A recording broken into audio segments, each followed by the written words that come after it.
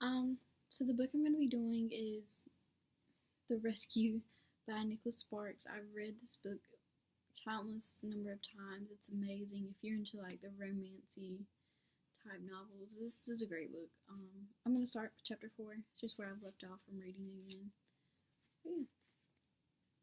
It made no sense to her. One minute he was sleeping soundly in the back seat of her car, and in the next minute he was gone, just like that. No warning gag at all, just a split-second decision to jerk the wheel, and nothing would ever be the same again. Was that what life came down to? Sitting in the back of the ambulance with the doors open while the flashing blue lights from the trooper's car illuminated the highway in regular, circular sweeps, Denise waited, her mind racing with such thoughts. So I have this tagged in my book.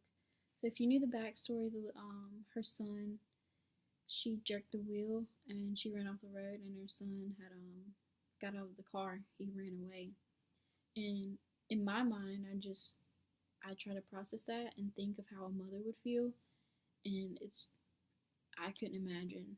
I'm not a mom, but I couldn't imagine losing my child. Him being there 1 second, you looking back, and he's gone the next, and you not you not knowing what happened. This is Ollie. It just doesn't register with me. I don't know, that would be devastating. Half a dozen other vehicles were parked haphazardly as a group of men in yellow raincoats discussed what to do. That was obvious they'd worked together before. She couldn't tell who was in charge, nor did she know what they were saying. Their words were lost in the muffled roar of the storm. The rain came down in heavy sheets, mimicking the sound of a freight train. I have this bookmarked as well. The imagery that Nicholas Sparks has in his words and how he uses them is amazing. I can just imagine it raining outside. It's pouring down rain. Um, it's so loud. It sounds like a train. The train tracks. It's just unreal.